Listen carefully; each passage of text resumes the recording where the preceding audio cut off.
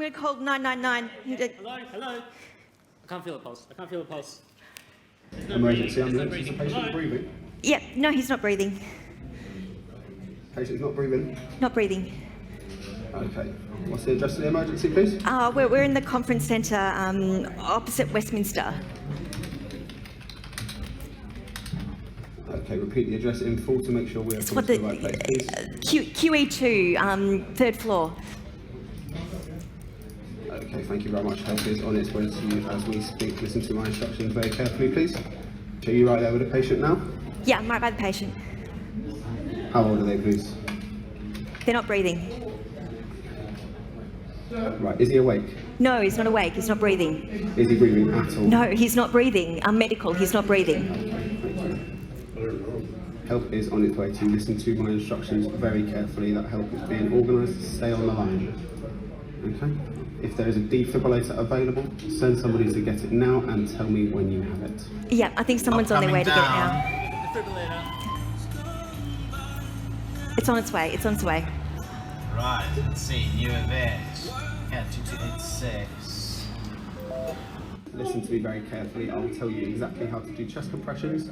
Make sure he is flat on his back on the floor. All right, get him on the floor. Get him on the floor. Get him on the floor. Place your hand on the breastbone in the centre of his chest, right between his nipples. All right, I'll take his away. On top of that hand. You need to pump his chest hard and fast, at least twice per second and 2 inches deep. Let the chest come all the way up between the pumps. We are going to keep doing this until help can take over. I need you to count every beat out loud so I can count with you. Okay. You need to start counting out loud now. 1, 2, 3, 4. 1, 2, 3, 4. 1, 2, 3, 4. 1, 2, 3, 4. Let me take over.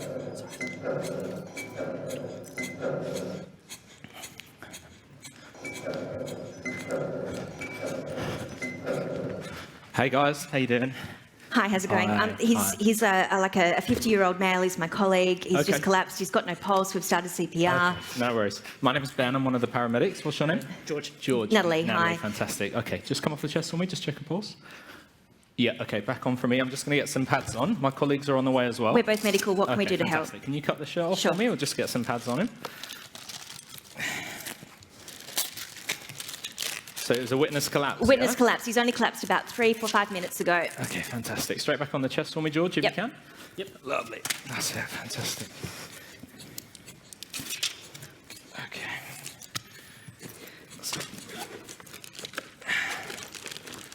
Okay, so that's... Okay, so let's just get metronome on. Okay. So that's VF, so just Yep. come off the chest for me. Okay, so we're going to charge. Sorry, back on for me just for a second, just while we're charging. Okay, and then we're going to deliver a shock, and then I'm going to come where you are. So if you could Yep. jump up for me. Sure. Fantastic. So hands off for me, stand clear, shocking. Okay, shock. Oh, shock delivered. Okay, back on the chest for me. Fantastic. Okay. Okay, do we have any details on this chap? Yeah, he's 50 years old. I think Yeah. a couple of weeks ago, he was investigated for some chest pain. He's on a Okay. statin. He literally Fantastic. collapsed in the chair, and we've started CPR ever No since. worries. That's it. Just come to the side for me. 3, 2, 1. That's it. Just keep going for a second, just while I get this set up.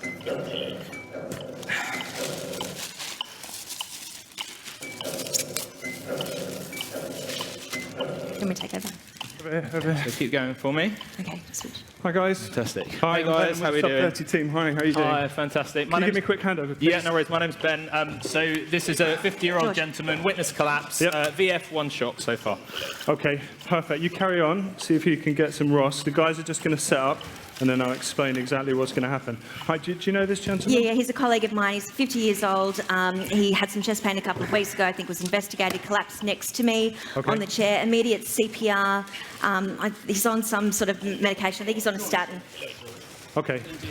Nick, if you could just take over the top end. Lucas, confirm the rhythm. See if you can get Ross IV access, and then the usuals in terms of AS. Yeah, What's your no name? worries. Natalie. I'm an ECMO consultant in So I'm Ben, Sydney. I'm one of the Yep. consultants with London's Air Ambulance. I'm part of the team that's here. Okay, this is a research team, and what we're going to do is just see if your colleague So when might it be says someone that 3, 2, 1 might benefit ventilator, from just a kind of stop. technology. Are you medical? I'm medical. I'm an ECMO consultant Are in you Sydney. medical? Yeah. How convenient. Yeah. How convenient is that? Brilliant. Okay.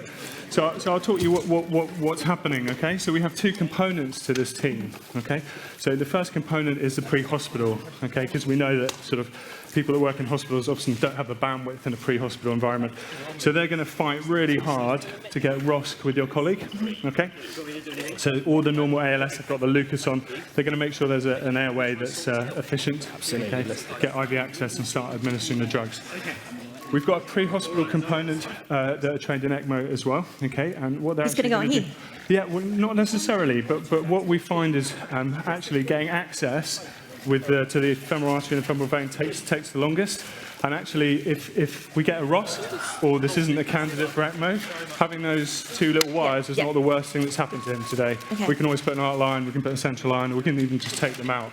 But actually, it doesn't commit us to ECMO. It's small sheaths and small wires. So they're going to just set up because there's no reason I can see that he's not a candidate at the moment. Yep. And then we'll do a timeout and we'll talk a bit later on in the procedure. Okay. So they're going to be very task focused for the next few minutes. So maybe if we just come to the top end and we'll just see if the criteria is there. So you say he's a colleague. How old? He's in his 50s. In his 50s. Okay. And any health problems at all? No, I was saying he complained of chest pain. I think it was investigated a couple of weeks ago. Okay. Done a lot Was he about looking it. unwell before the collapse? I didn't notice, actually. We were watching a lecture and then he just collapsed in the chair. CMVS? Okay, but he's complaining of chest pain Yeah. in his 50s. Well, we'll echo, make sure there's nothing that's not going with it, but no worries. it does sound like a potential cardiac cause. and it's Okay, quite going to deliver a important shock. in terms Stand of our clear. criteria. Shocking. Shock delivered. Nick, you happy that you're on top of things in terms of airway access? Sure. It's not time for a checklist or anything, but just end-tidal CO2, just an early indicator. Okay. That would be fantastic. Okay. Do they have any next of kin, Natalie? Do you know His Zane? wife, but she's back in Sydney. I think I've got a number somewhere. I can call her now if you want, or later, or... Yeah, that'd be really helpful. If we can get some details and just find out who he is while they do their best to try and get his heart restarted. Okay. So I'm just going to make sure the Yeah, guys I'll have just everything ventilate that they need. I'll come Okay. back and talk to you in a second, Okay. Natalie, okay? Have you got his wife's details or anything? Right, guys, so there's no reason not to proceed at the moment, okay? So do you want to have a look at the vessels and the groins? This airway's nice and clear. So, Nick, can I do anything to help you? You okay with the IV access? Okay. Thank you very much. Oops, sorry. There There we go. we go. Do you want to take over? Yeah, thank you very much. Fantastic. We'll just get that secured. I'll bag while you secure. Yeah, that's fine. Okay, next stage is then, what cycle are we on, Nick? So this next round will be our next rhythm check. Okay. Yeah, that's it.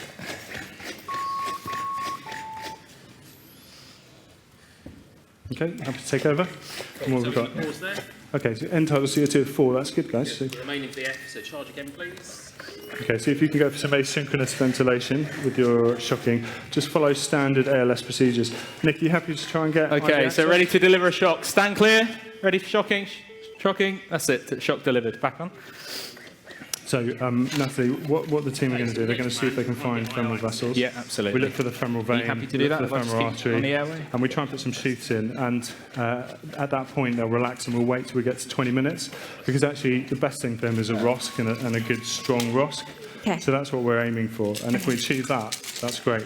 But if we don't, then we've got something else that we can potentially offer if they are a candidate. Okay, okay. Okay, does that make sense? That makes sense, yeah, yeah. Are we close to 20 minutes yet? Sorry? Are we close to 20 minutes yet? Is he... No, we are. I think we arrived at 9 minutes for in, 0.9%, and 2022. we are about 12 minutes at the moment. So we've still got a little while to go until we get to the 20 minutes. Now, if we were sort of able to get to one of our hacks, activate an ECPR team and have them on table within 60 minutes, we'd do that. But actually, conference centre here, by the time we package, we've got to get a scoop and a trolley up in here, get the patient on that, out the conference centre, down to the car park where the ambulance is. So that's about another 10, 12 minutes. Yeah. Then by the time we get another 10 minutes of transit, we're on about 35, 40 minutes. Okay. And that's before we then unload, get up to the cath lab and hand over. So we'd be handing over at about 50 minutes Yeah. if we busted a gut and there was no traffic. And that would give the cannulation team sub 10 minutes to have them on. And so we find, then we kind of hit that 60-minute mark, which is why we're just going to assess We are and doing see another rhythm check. if we can get some access. You happy to do that now? Okay. So rhythm checks, that's still VF, so I'm going to charge. So back on for me. Okay, so guys, we're about to deliver another shock, so just get ready to stand clear for me. Okay, stand clear, shocking, shock delivered. Thank you. So what we're going to do at the moment, instead of having 2 cannulators, what we found is that it's actually much quicker if we have one person cannulating and one person just helping out who knows all the steps as a trained cannulator themselves. Okay. And this means they know what the patient needs next. They can have everything ready in terms of the cardio help. And we can do an operator switch if needs be, but actually if we had two cannulators, one on each side, both trying to dilate and feed wires, unless the communication's absolutely perfect, it actually ends up taking longer than just one person being supported. Okay. Adrenaline, 1 in 10,000. Yeah, in date. Okay, is that the first dose of 30 adrenaline? milligrams in date as well. Adrenaline. So that's after 3 shocks. So we're putting in our normal ALS drugs at this point. Adrenaline, yep, happy. We may change and veer off the protocol if we get refractory. Super.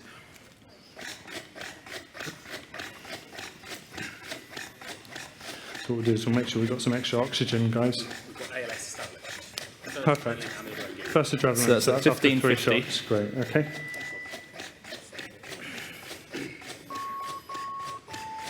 For 30 seconds, we have a rhythm check.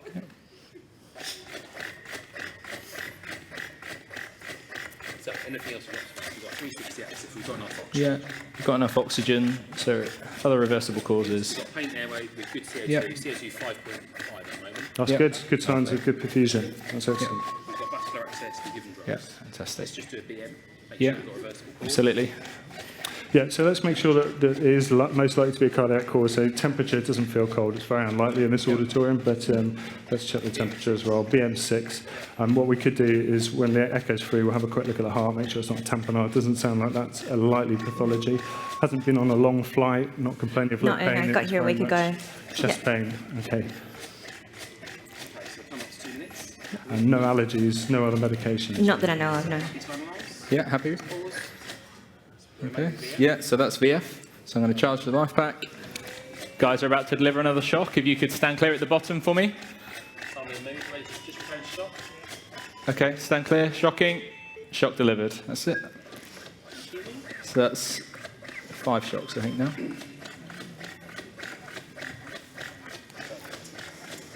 So let's just have a quick listen to the chest to make sure. iGel's patent. Yeah, absolutely. So what we're going to do is in a minute, when the wires go in, we check the position using ultrasound. Yep. Now, there's different approaches to pre-hospital cannulation. So there's a surgical cut-down approach, there's a hybrid approach, or there's a pure percutaneous.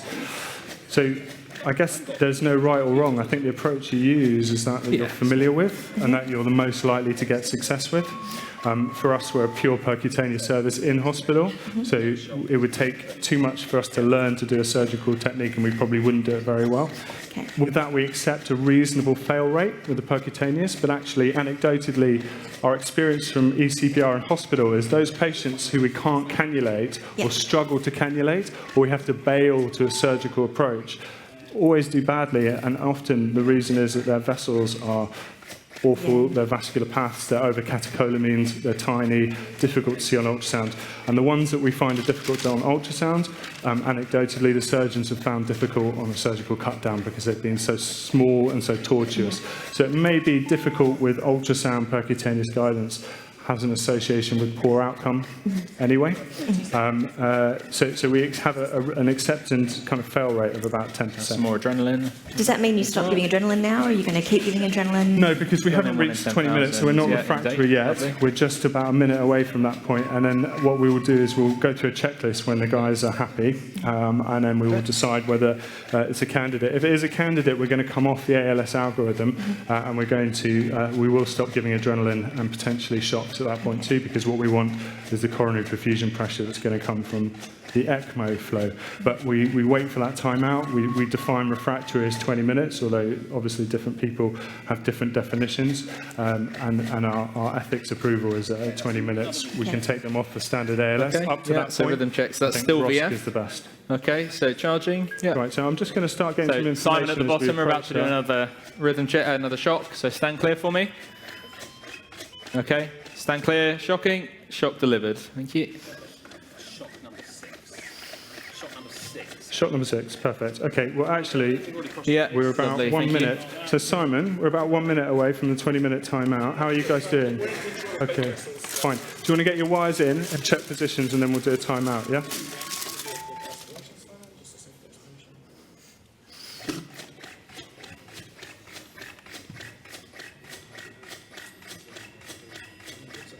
Right. I'm going to give you that, Natalie, because I'm going to put some gloves on in a second Okay. to take the ultrasound, have a look at for the wires in the heart. Okay, guys, we've got enough oxygen? Happy Yeah, with the so oxygen? still happy with the oxygen. Got another Request, bottle ready. Some more cylinders from the next team. Yeah, no worries. Perfect.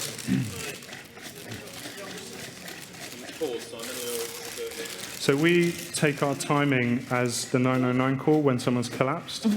We appreciate that in a lot of rhythms or cardiac arrest, there's still output for a few minutes after someone collapses, but we're interested only in brains. And so we take the moment of loss of cerebration as the moment that we start the stopwatch. We don't wait for a health professional to confirm cardiac arrest. Okay.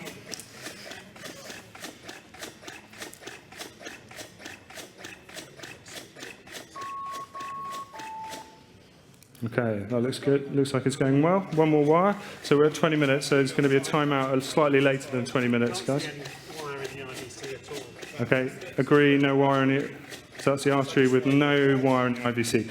So we do a negative if we're happy the wire passes well, we're happy with the cannulation and it's ultrasound guided and we can't see the wire coming up the IVC, we will take that as acceptable. And then for the venous line, we will see the wire coming up and up to the border of the right atrium is as far as we want that wire. Right, I think I've got all the information we need. I can see the J coming up the IVC. Okay, guys, have you got wires in? Because we're at 21 minutes, so what I suggest we do timeout. During the timeout, please continue ALS. Yep. Okay? So we're just going to go through our checklist.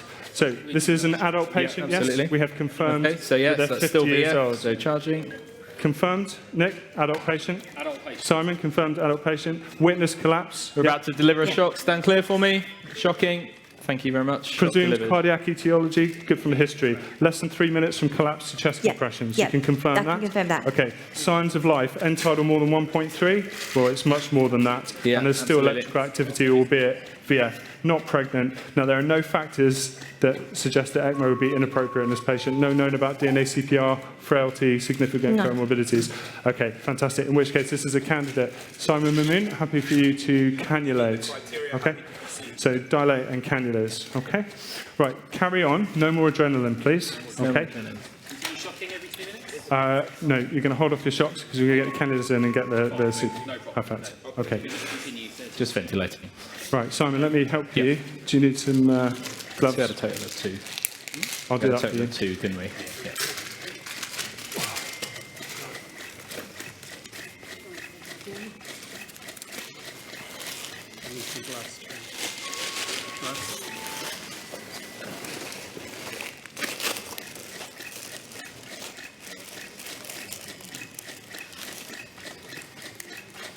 There we go.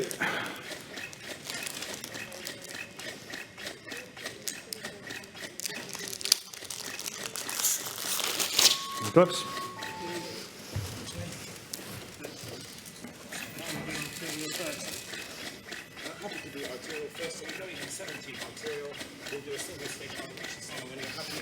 Okay, Natalie, so there you go. This is the bit where we're course committed. So no matter what happens, he's going on unless there's a technical problem at this point, okay? So we normally find it's about 5-6 minutes from decision to go on that we can dilate up and get the cannulas in. So we're aiming to get the patient on as fast as possible, preferably within 30 minutes, but actually we know from the evidence that there's an increase in survival up to 60 minutes, potentially longer, but obviously time is mitochondria, time is neurons, so the quicker the better. Okay. We're putting the arterial cannula in first, yeah? Yeah, so again, some people talk about doing one arterial on one side and venous on the other, and both cannula on one side versus the other. Actually, to be honest, I think you go where you can get in the quickest. We tend to put retrograde perfusion cannula in virtually all our patients. So we'll put a little siphon off some of the blood going down the arterial cannula and put it down the superficial femoral artery. on the medial aspect of the leg, and that just perfuses the leg, and it means that you don't have to worry if both cannulae on one side. If you don't do that, even using a 15 French, which we tend to use as a small arterial cannula, if you've got big venous pipe as well, that the venous congestion plus the arterial cannula almost guarantee you an ischemic leg in our experience. So it's going to get a retrograde perfusion cannula, so we don't need to worry about whether we do it on the same leg, and actually most operators find it easier to do both on one side. I think if you've got a 2-operator model, then one can take each side. I think that's absolutely reasonable. Okay, guys, you still okay in terms of oxygen, CPR, ventilation? Stop the oxygen. Still got an Still good. end-tidal CO2? Yep. Okay, so they've got the arterial sheath in. So we also start thinking about what happens next. And actually, while there's no crazy rush when someone's on full flow, or at least 3/4 flow, we do need to think about next stages because we do want to get them to a PCI centre. We want to revascularize that heart as soon as possible. So we have quick care wraps to put the patient in, a special trolley, cooling devices if it's very hot, to try and keep them within sort of TTM temperature management. I'm going to start getting ready some heparin because when they get the next big cannula in, we're going to give a shot of heparin, probably about, looking at the size of him, about 4,000 units as a stat. We'll titrate to an ACT of about 200, at least over 180 as a minimum. We're also going to give some ticaplanin for the lines, and because it's pre-hospital, and you can see they're doing their best to be sterile, but it is a pre-hospital environment, and therefore we can't guarantee the sterility. So we cover them with some antibiotics as well. In terms of the flows and the settings, obviously we don't have an arterial line, okay? So we use peripheral metaraminal based on clinical assessment, and we have some targets. So you can see that we judge our flows post-cannulation based on the size of a patient, and we do that based on what size LMA we think they take. So I would suggest he's a 4. Guys, did he take an LMA of 4? LMA size 4, I do. Size 4, yeah. He looks like a 4. So our target is 75% blood flow is 2.9 litres, but aiming for 3.8 litres as soon as we can get that on. So we've got a target to aim for. Also, once we get the cannulas on, we have a post-ECMO checklist before we leave scene. So we'll use the ultrasound to check the cannulae positions. We'll make sure that they're secure and they're not going to sort of come out. We'll make sure that we've got, obviously, oxygen flowing and enough oxygen to get there. Check his temperature. Shockable rhythm. We find actually with VF it often spontaneously cardioverts into a perfusing rhythm after a few minutes of ECMO flow and coronary perfusion. But if it doesn't, we'll consider more shocks once we've established that flow. Okay. And then we'll decide whether they need an ET tube. You'll notice that at the moment the patient has an LMA, but actually if we've got end-tidal CO2, then that's not a problem. If it's ventilating well, there's a good seal, there's no vomitus, it's not an obstructed airway, and the end-tidal CO2 is reasonable. Cool.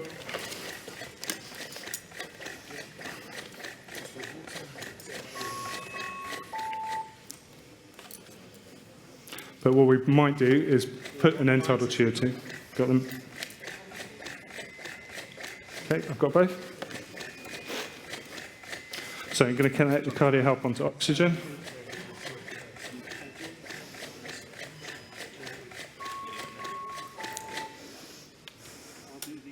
Would you mind just helping me? I haven't got a clamp at the moment. You give me a clamp to sterilise it. I'll give it a clamp. Okay. You need to do that for me. Okay, let me just put some more here. Bit more. It's all right. You've got 30 seconds. No pressure.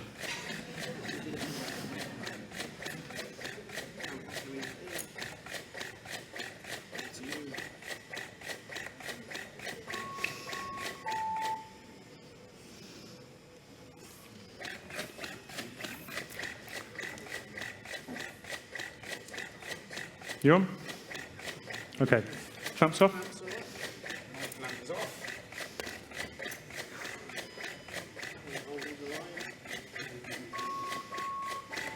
Okay, and we're up.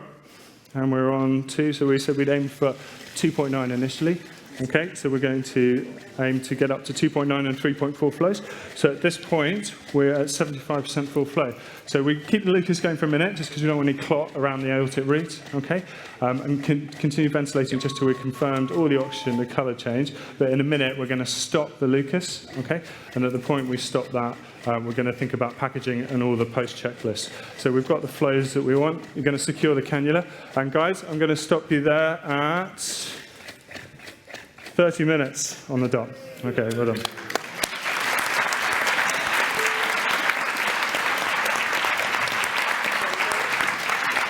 Well, Simon and team, thank you very much. That was fantastic. We were all very excited. Jan, that's what a Ferrari looks like. Would the speakers please come up?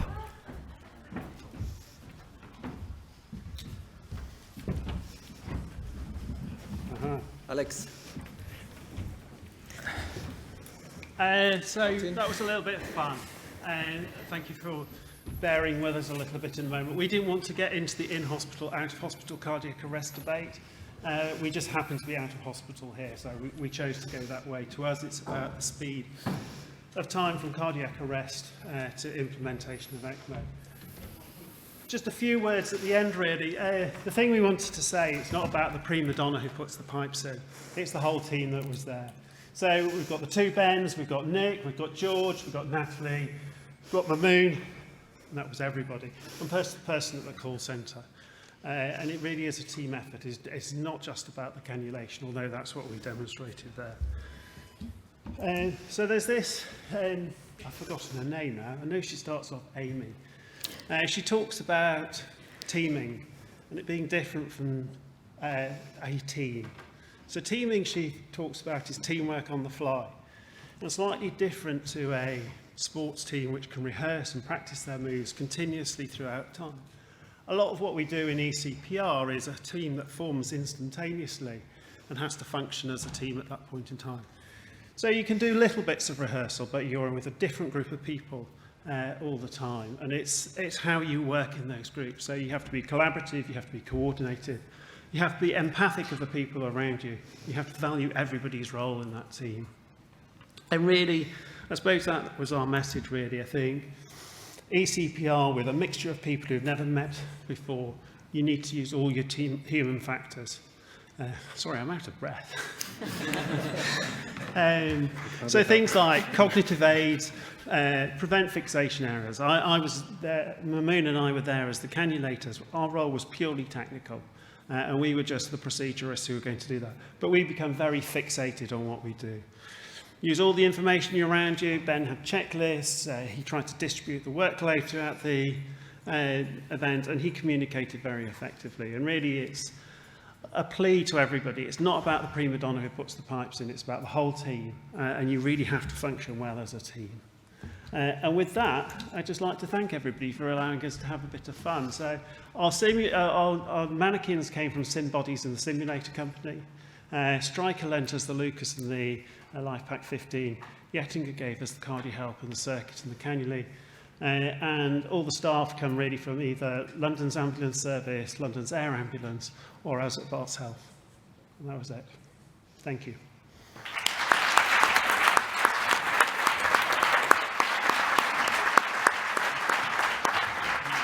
I wondered, are more speakers around? If so, please come up. Simon, stay with us. Martin, come. You may take a seat here. Is it more exciting in here or more exciting on the street? Question for me. No, to Simon. For me, I think you have to remember, I'm not a pre-hospital doctor.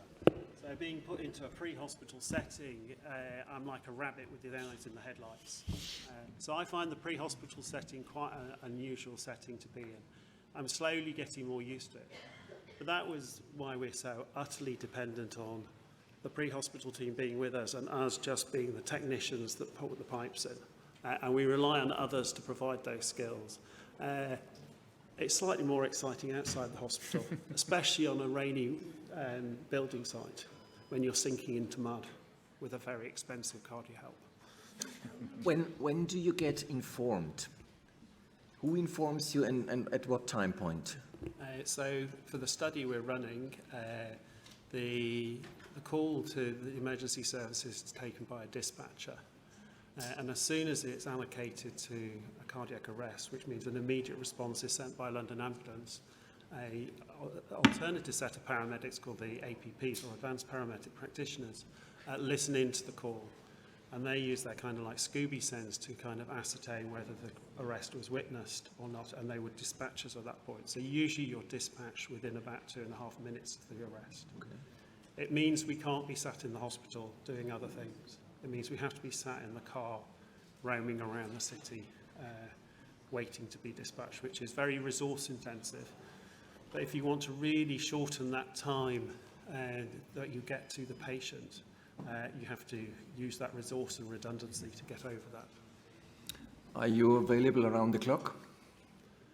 We're only available on study days at the moment. At the moment, we are at the stage of demonstrating whether it's feasible as the first steps and trying to understand the process and the dispatch properly. Are there any questions from the audience? If so, please come up to the microphones.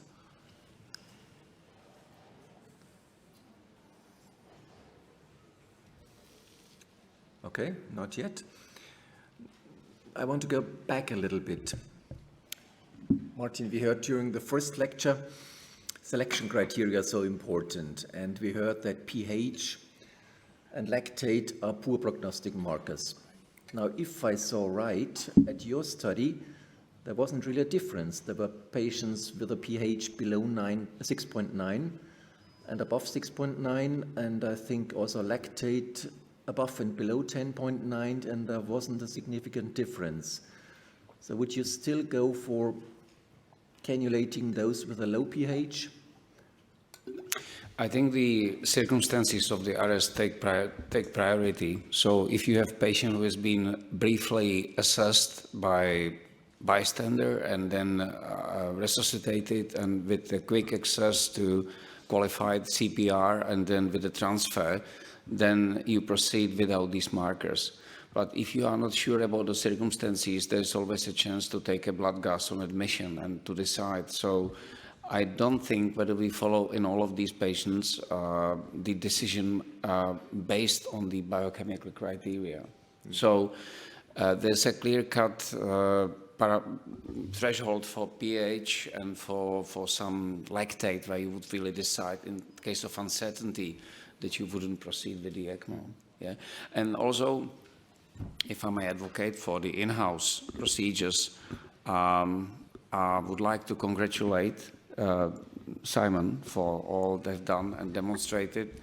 I wonder they would consider whether they would consider a dual ultrasound probe and check the status of the patient even with a phased array besides the linear probe, and which would maybe clarify the circumstances of the arrest on the scene, whether they do it or whether they assess the patients that way when they come somewhere.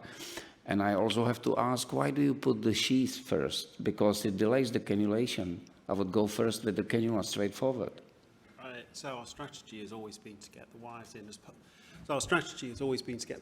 as soon as possible. And if the patient achieves a ROSC in the interim, that's fine, because we can exchange those for a central line and an arterial line, which will only be useful when they return to the heart attack centre. We've always tended to use sheets. I think in our hands, having a needle in a vessel or a cannula in a vessel wafting around with a wire, I think you're very certain you're in the vessel.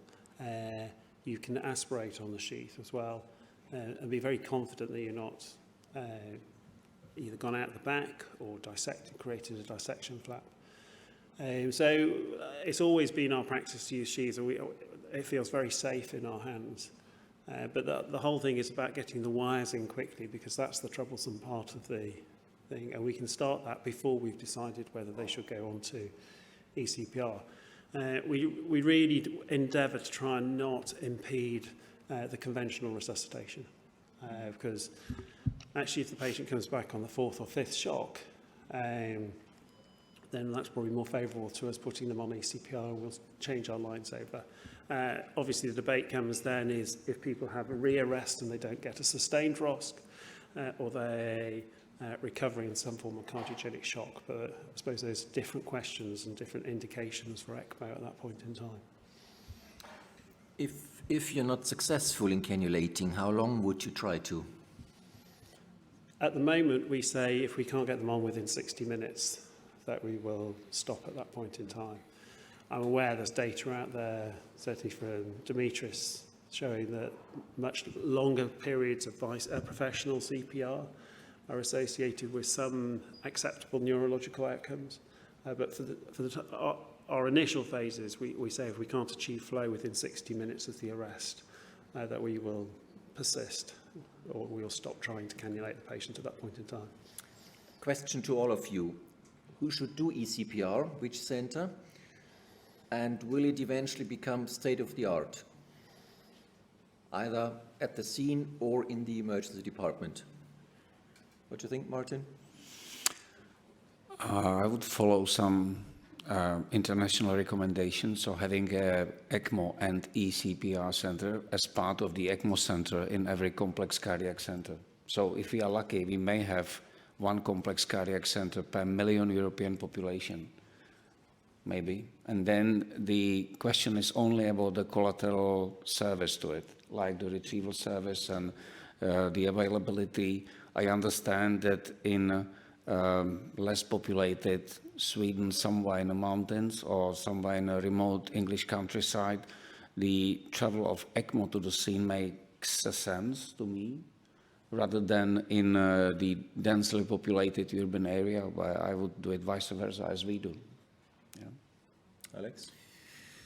I think we're approaching a stage where we've got 2 randomized trials which show benefit. And I've thought for a long time that it's an insane thought that conventional CPR could possibly be as good as using ECMO. And still people haven't come around to this view. I suspect not many of them are in this room. So yes, I think it has to become state-of-the-art. And looking at the ARREST trial showed the biggest mortality benefit of any trial that we have in critical care by some considerable distance. So yes, I think it should become the state-of-the-art. And in terms of who should do it, my view on this is that it should be led by heart attack centres, because that's where all patients should go. So places where you have interventional cardiologists capable of doing primary angioplasty. I think in those places you have those cardiologists present 24/7, so they are a really good group to use for cannulation. They have the skills and they're present. But I also think it's really important that other specialties who are interested in this, who bring skills in whatever their field is to the practice of cannulation, should also be involved, and having MDT teams which incorporate people from usually cardiology, intensive care, anesthesia, cardiac surgery, sometimes interventional radiology, is the strongest team because everyone can learn from one another. I must admit I'm a little bit skeptical, because looking at the French data, 8.9% survived, which you didn't show. 8.9 means that 91% actually died. And these are patients you bring to your ICU. 90% of patients on a device with a lot of money, a lot of investigation, bringing all these problems to the ICU, actually, which before remained outside the ICU, will in the end damage and wreck your ICU if you're not very careful. Because it's a high load for everybody involved, and if 90% of your patients die, and that might be the average, these are very excellent centers here, you reach 30%, but there is other hospitals around who reach only 8%.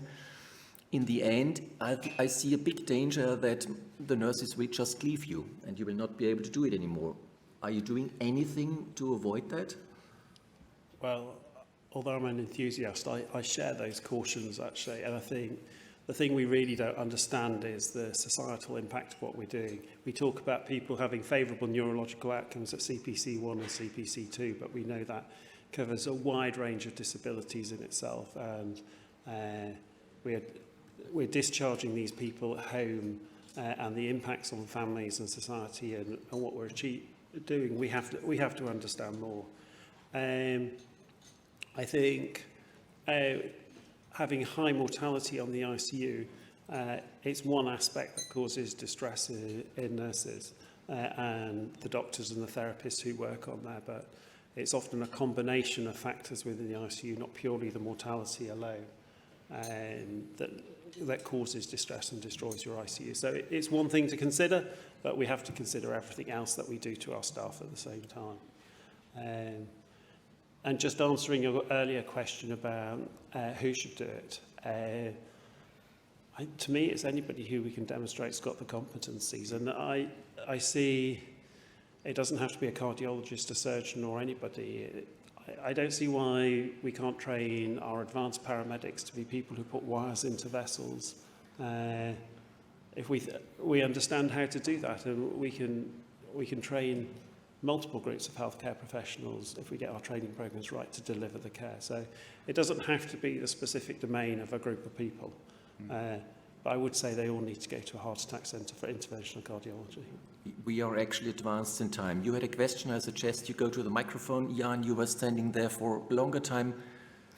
I'm fine. A short comment from your side first. Yeah, just very shortly, you pointed an important question on the ABGs. So in study there was statistically significant difference. So of course the invasive arm did have much worse values. We just couldn't report the p-values in the JAMA. They didn't allow us. So, and I'm very skeptical using lab values to decide whether to go or not, because we had a real 5 survivors who had unmeasurable pH on admission, so very low numbers you couldn't measure actually, and they survived well with normal neurologic outcome. So the first, the second, the time. Simon said they've got 60 minutes. We do have 60 minutes as well, but if the patient comes in 64 or 70 minutes, we still go ahead. It's not just the one parameter, it's the whole picture, and sometimes the quality of CPRs is the most important. And my question to Simon and Alex is, because it was an awesome demonstration, it was wonderful. What is the flow of the patient? You put on ECMO, he remains non-pulsatile or remains in the VF. So where do you take the patient? Do you go to ER, you go through CT, or you go directly to cath lab, or how is your process right after? So if they remain in VF, often we shock them again and we cardiovert them once they're back on ECMO, seemingly. But our standard pathway is to go to the cath lab first. And that's where we will put distal limb perfusion cannulae in, using the advantage of fluoro as well. And the cardiologist will cath them and get to the underlying cause. Now, if we don't find anything, then your trips around the building to CT. We actually do both. Yeah, depending what we think is the presumed etiology. If you think it's coronary heart disease, cath lab first, but all patients go to the CT scan afterwards. If they're hemodynamically unstable, you're not sure whether your cannula is in place, they may bleed, then we do CT scan first. Now, last short question. Thank you very much. It'll be a brief comment, actually. On the now widely cited French paper, and thoroughly enjoyed discussing it through this conference, when I come across a procedure with a very broad range of survival, from 4% to upwards of 30, 35%, in one paper across several centers or otherwise, I see that as a challenge in patient selection rather than, or indeed concentration of expertise rather than necessarily a reflection of the procedure itself. And I think, I'm sure many people here in the audience would appreciate, and it's up to the French team to comment on what I think is a useful paper, is it bridged 2-3 phases of their program, and it included a good 20-30% of the early stages. I think we're talking about the French registry sort of study. So the 8.8% reflected a very broad range of survival at the start of the program versus the sub 60 minutes or sub 70 minutes. And that's why I don't wish to take too much negativity from the French paper. That's other than the fact that I'm clearly passionate for this procedure. Thanks for giving me the opportunity. Thank you. you see the books are not closed, which is good for us because that gives you the chance to come to Lisbon next year, where we surely will continue this topic. Thank you for being here. Thank you all speakers for a very interesting discussion, and enjoy your coffee break. Thank you.